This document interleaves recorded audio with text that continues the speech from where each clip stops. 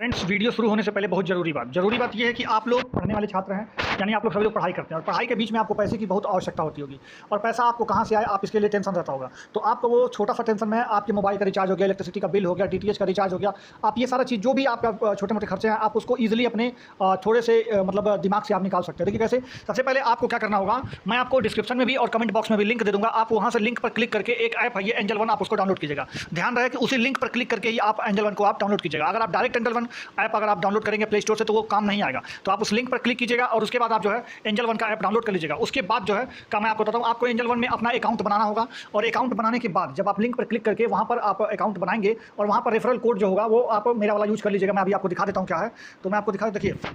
फिर आप जब वहाँ पे एंजल ऐप पर पूरा आप अपना अकाउंट विस्तृत रूप से बना लेंगे तो नीचे आपको यहाँ पर मिलेगा अर्न एंड रेफर। यहाँ पर आप देखिए अर्न एंड रेफर पर क्लिक करेंगे तो आपको कुछ इस तरीके से इंटरफेस खुल जाएगा। तो ये अर्न एंड रेफर में आप देख सकते हैं कि ये 300 रुपया जो है यहाँ पर अभी मुझे फिलहाल मिल रहा है अर्न करके रेफर करने पे। यहाँ पर मैं शेयर कर सकता हूँ अपने व्हाट्सअप के थ्रू किसी भी मतलब फ्रेंड्स को या फिर अपने घर में ही, और जितनी बार मैं इसको डाउनलोड करवाऊंगा एक दिन में मैं एक महीने में 10 अर्निंग कर सकता हूँ, मतलब 10 बार रेफर कर सकता हूँ और 10 बार अर्निंग कर सकता हूँ। यानी अगर मैंने कुल 10 लोगों को ही केवल रेफर करके अर्निंग करवा दिया, और वो 10 लोग आपके फैमिली मेंबर भी हो सकते हैं, जैसे आपके पिताजी, तो वो जो 10 लोग को आपको जो अर्निंग करवानी है वो देखिए 10 लोगों को जो भेजना है वो आपके पिताजी हो सकते हैं, बड़ा भाई हो सकता है, मम्मी हो सकते हैं, आपके कोई भी पेरेंट्स हो सकते हैं, घर में जितने भी फ़ोन हैं आप उसमें आप केवल डाउनलोड करवा देंगे। आपको हर में ये मिनिमम अमाउंट 300 है, आपके में हो सकता है 500 मिले, हो सकता है 750 मिले, 750 तक मिल सकता है, 300 से लेकर के 750 तक मिल सकता है। अभी मैं आपको प्रूफ भी दिखाऊंगा मैं कितने ज़्यादा अपने भाई बहन मम्मी के अकाउंट से मैंने जो है किया है और वो अर्निंग मिला है मुझे। यहाँ पर आप देखिए पिछली बार मुझे यहाँ पे 500 मिल रहा था, जो कि मैं यहाँ पे सक्सेसफुल अपने फ्रेंड को रेफर करके जो है 500 रुपये मैंने अर्निंग किया हुआ है। तो ये अकाउंट में आप डायरेक्ट ये पैसा जो है आप डायरेक्ट जो है अमेजॉन गिफ्ट कार्ड में ले सकते हैं। अमेजॉन पे में आपको डायरेक्ट मिल जाता है और उसका आप यूज़ कहीं भी कर सकते हैं।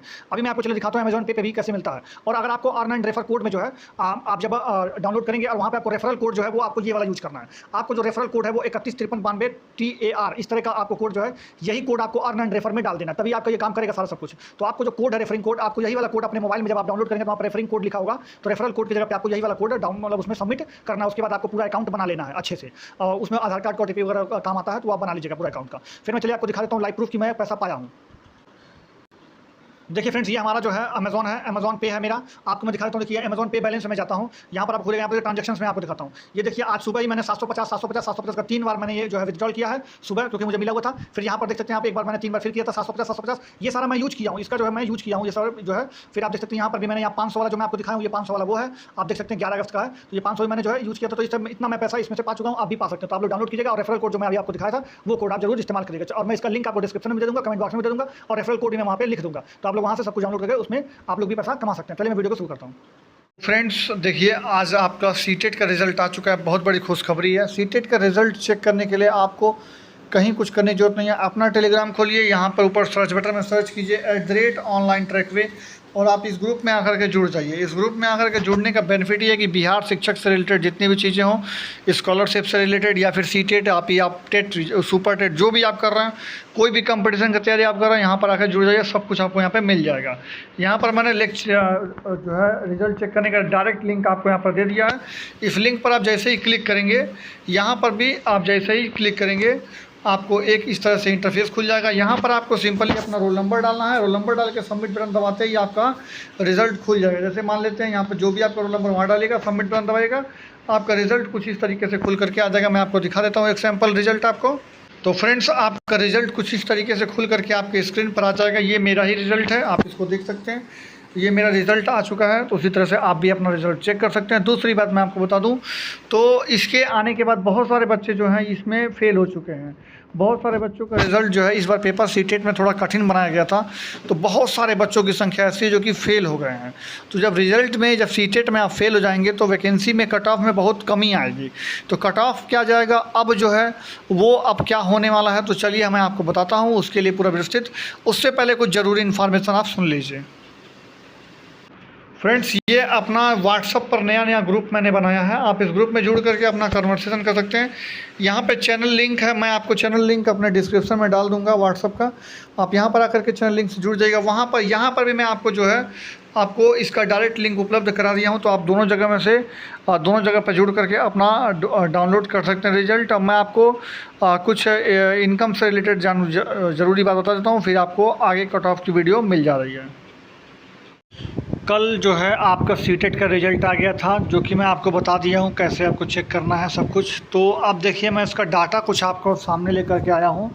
ये डाटा में जो पेपर फर्स्ट होता है सीटेट का, जो कि 1 to 5 के लिए होता है, इसमें तकरीबन कुल 15 लाख लड़कों ने लगभग परीक्षा का फॉर्म भरा था, जिसमें से 12 लाख से अधिक बच्चों ने जो है पेपर दिया और पास हुए तकरीबन 3 लाख से भी कम, यानी 2,98,000, तकरीबन 3 लाख बच्चों ने पास किया।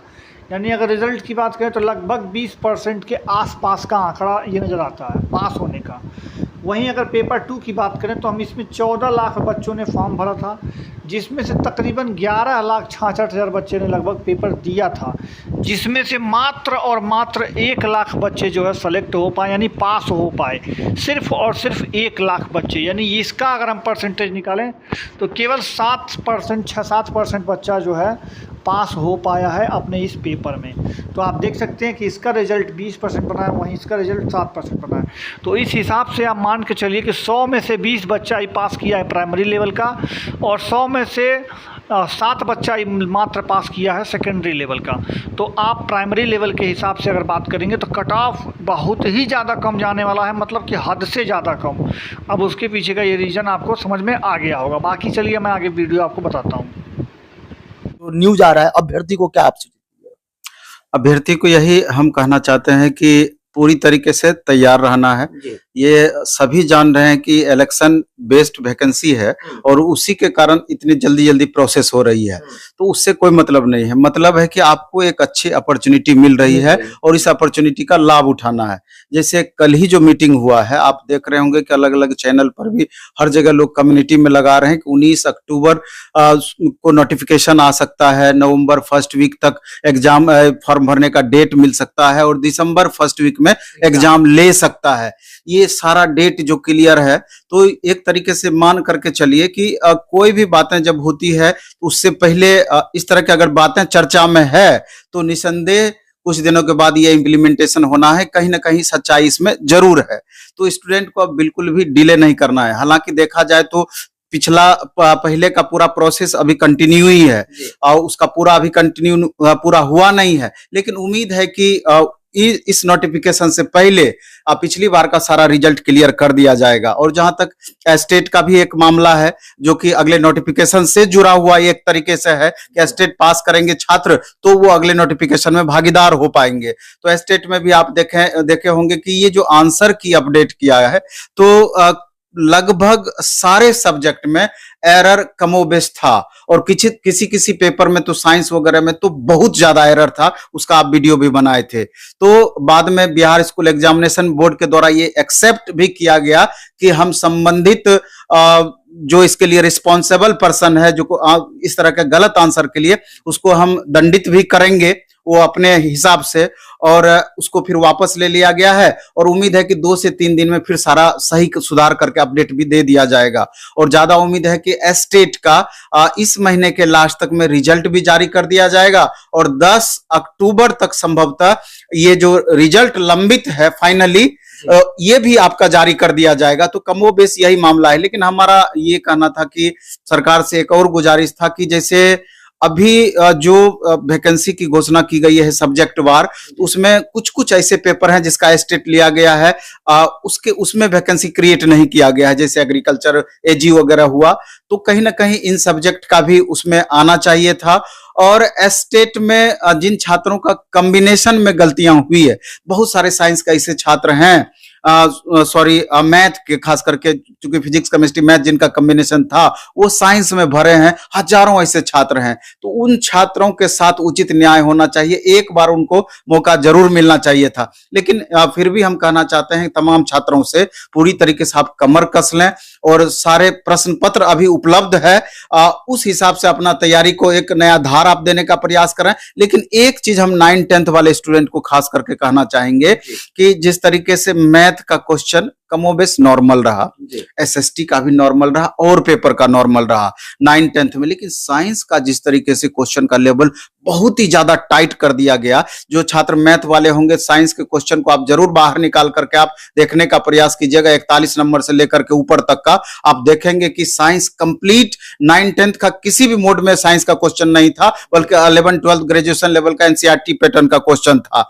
तो अगर आज साइंस के साथ हुआ है तो कल मैथ के साथ भी ऐसा हो सकता है, दूसरे पेपर में भी ऐसा हो सकता है। तो ये खुशफहमी में ना रहें कि मैथ का क्वेश्चन ऐसा पूछा है तो आगे भी ऐसा ही पूछेगा। तो अपने लेवल को आप +2 और ग्रेजुएशन लेवल तक मेंटेन करके चलेंगे, तभी 100% आश्वस्त हो पाएंगे कि हमारा परफॉर्मेंस बेहतर रह पाएगा। क्योंकि आप देख रहे हैं कि जहां 1 लाख प्लस वैकेंसी देने की बातें थी, वहां 70,000 पर लाकर अटका दिया गया। और 9th 10th 11th 12th में भी 18,000 समथिंग वैकेंसी दोनों मोड में है, और कई सारे पेपर में तो वैकेंसी एकदम कम है। तो उस परिस्थिति में कंपटीशन लेवल बहुत ही ज्यादा टाइट रह सकता है। तो इन बातों को निश्चित रूप से छात्रों को ध्यान रखना ही होगा। सर, लगातार एक अभ्यर्थी का डिमांड चल रहा है कि ये पेयरिंग इस बार शामिल किया जाएगा कि नहीं किया जाएगा। बीटेड थोड़ा सा हो जाता, क्योंकि फिर कब मौका मिलेगा कब नहीं मिलेगा इसका कोई अभी समय नहीं है। तो अभ्यर्थी का सर ये डिमांड बढ़ रहा है, तो सरकार से और आयोग से आप क्या गुजारिश? एक्चुअली में इसमें छात्र दो तरीके से सोचते हैं। जिन छात्रों का सीटेट ऑलरेडी निकला हुआ है पेपर 2, तो उनको लगता है कि ये पर्याप्त है, अब इसमें कहीं हाँ, तो निश्चित रूप से। लेकिन जिन छात्रों का सीटेट पेपर 2 नहीं निकला है, नॉर्म तो ये होना चाहिए कि जिस तरीके से अभी उड़ीसा गवर्नमेंट को देखें, हिमाचल प्रदेश हिमाचल प्रदेश गवर्नमेंट को देखें, आपका राजस्थान में रीट लिया जाता है, इसी तरीके से अन्य स्टेट में भी अपने स्टेट लेवल का टेट लिया जाता है। तो रूल तो यही है कि कोई भी बड़ी वैकेंसी इस तरह का टीचर की आती है तो उस स्टेट का स्पेशल टेट, जैसे बिहार का बीटेट होना चाहिए। 2017 के बाद कोई बीटेट की वैकेंसी आई नहीं है, प्रॉपर वे में तो यही होना चाहिए। मे भी कुछ छात्रों को इसमें आपत्ति होती है जो पास हैं, लेकिन उन छात्रों के बारे में भी सोचना चाहिए कि इतने मेहनत से उन्होंने बीएड किया है, डीएलएड किया है, और अगर इस कारण से वो अगर वंचित रह जा रहे हैं, एक अपॉर्चुनिटी निश्चित रूप से उन छात्रों को भी मिलनी चाहिए। इसलिए सरकार से मेरी गुजारिश पर्सनली होगी कि अगर संभव है तो इतनी बड़ी वैकेंसी आप देने जा रहे हैं, और अगली वैकेंसी का गारंटी नहीं है कि फिर अगले इलेक्शन के टाइम में ही आएगा संभावित, तो एक बार मौका मिलना चाहिए। और दूसरा, उन छात्रों के लिए भी कि जो अपेयरिंग छात्र हैं, मेरे ख्याल से तो कॉम्बिनेशन ही वैसा नहीं बन पा रहा है, मौका तो निश्चित रूप से उनको मिलना चाहिए। लेकिन जिस हिसाब से दिया जा रहा है कि आपका 18 अक्टूबर को नोटिफिकेशन दे दिया जाएगा, नवंबर फर्स्ट वीक में नोटिफिकेशन समाप्त हो जाएगा डेट, दिसंबर फर्स्ट वीक में आपका एग्जाम ले लिया जाएगा, तो अपेयरिंग वाले मामला एडजस्ट नहीं हमको कहीं होता हुआ दिख रहा है। क्योंकि दिसंबर में अपेयरिंग का जो कैंडिडेट नेक्स्ट बार एग्जाम देंगे, जनरली उसका एग्जाम ही होना संभावित होगा या जनवरी में। तो ये एडजस्टमेंट में थोड़ा सा प्रॉब्लम है, लेकिन वाजिब में तो मौका मिलना ही चाहिए अपेयरिंग वालों को। सर, जो अभ्यर्थी इस बार दिए हैं एग्जाम, या किसी कारण से वो अंक का कमी हो या कोई अन्य कागजात का समस्या हो, या जो समस्या हो जिसके कारण उनको लग रहा है कि मेरा इसमें नहीं हो पाएगा, या बहुत सारे ऐसे अभ्यर्थी हैं जो 6 to 8 का वैकेंसी नहीं था लेकिन वो आहारताएं रखते थे और 1 to 5 में भरे, तो उनको क्या अभी से लग जाना चाहिए अपने आगे, या 9th 10th के लिए, या 6 to 8 के लिए, या 11th 12th के लिए? यदि आपके पास योग्यता है तो अभी से 2 माह समय है, 2 माह कमर कस लेते हैं तो एक बहुत अच्छा पद मिल जाएगा। एक बात और हम कहना चाहते हैं इस बात से पहले कि जैसे सब्जेक्ट कॉम्बिनेशन वाली बातें होती है, तो पहले तो सब्जेक्ट कॉम्बिनेशन एक तरीके से समाप्त कर देना चाहिए। समाप्त इसलिए, अब बहुत जगह समाप्त कर ही दिया गया है सब्जेक्ट कॉम्बिनेशन। अभी आप देखिए कि जो स्टूडेंट इतने पैसे खर्च करके बीएड करते हैं, इतनी लंबी पढ़ाई करने के बाद टेट पास करते हैं, सीटेट हो या एसटेट हो, पास करते हैं। अब उन छात्रों का अगर ग्रेजुएशन करते हैं, इतने लंबे अंतराल में ग्रेजुएशन होता है, तो अगर उन छात्रों का अगर कॉम्बिनेशन के कारण अगर वो छात्र बाहर होते हैं तो कितना ज्यादा अफसोस उन छात्रों को होता होगा। क्योंकि कोई भी छात्र ग्रेजुएशन करेंगे तो ग्रेजुएशन में उनको पता नहीं होता है आगे के फ्यूचर के कैरियर के बारे में, पहली बात। और दूसरा क्या कि अगर बाद में हम कैरियर या पहले भी चूज करना चाहते हैं तो उतना नॉलेज नहीं होता है कि भविष्य में हमको बीएड करना है, फलना करना है, चलना करना है, उसके लिए ये कॉम्बिनेशन जरूरी है, तो बाद में चल करके उनको अफसोस करने के सिवा कोई ऑप्शन बच नहीं जाता है। तो यहाँ गवर्नमेंट को ये सोचना ही, वो हमारा ही निकाय है, हम ही ग्रेजुएशन करवाते हैं, हम ही टेट करवाते हैं, तो कॉम्बिनेशन का लोचा निश्चित रूप से यहाँ पर नहीं होना चाहिए। जो हजारों छात्र इसके कारण से वंचित अभी 9-10th में भी रह जा रहे हैं, 6 to 8 में वंचित रहने की संभावनाएं रहती है, तो उन छात्रों को जरूर राहत हो पाएगी। सर, उन सभी अभ्यर्थी के जो शिक्षक अभ्यर्थी हैं भविष्य में बनेंगे या इस बार फिर अप्लाई करेंगे, उनके लिए आपका क्या संदेश? मेरा स्पेशल संदेश यही होगा कि एक डॉक्यूमेंटेशन एक जटिल प्रोसेस है, और अभी आप देख रहे हैं कि तमाम छात्र लगातार परेशान रहे हैं। तो चूंकि आपको भी आभास है कि जो पिछली बार भरे हैं वो तो अपना डॉक्यूमेंट्स क्लियर कर लिए होंगे, लेकिन जिनको इस बार मौका मिलना है, बहुत ऐसे छात्र होंगे कि डॉक्यूमेंट संबंधी अभी भी कंफ्यूजन होगा या अभी भी डॉक्यूमेंट्स उनका पूरा नहीं होगा।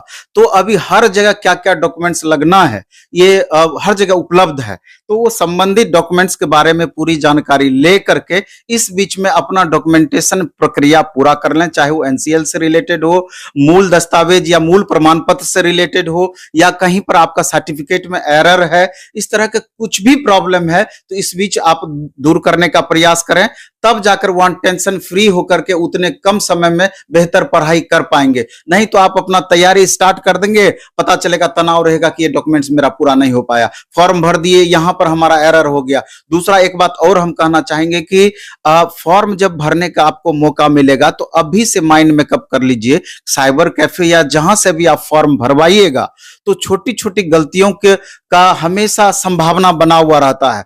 तो फाइनल आप ऑनलाइन सबमिट करने से पहले एक एक चीज अपने स्तर से जरूर आप उसको देख लेंगे। नहीं होगा तो फाइनल सबमिट करने से पहले एक प्रिंट आउट निकाल करके ऑफलाइन मोड में उसको एक एक जांच कर लेंगे, तब जाके फाइनल सबमिट करेंगे। क्योंकि आपको साइबर कैफे वाला दुगुना पैसा अगर लेना चाहे या आप देने की संभावना बने तो भी दीजिए, लेकिन यहीं पर अगर आपका एरर हो जाता है तो आगे का भविष्य।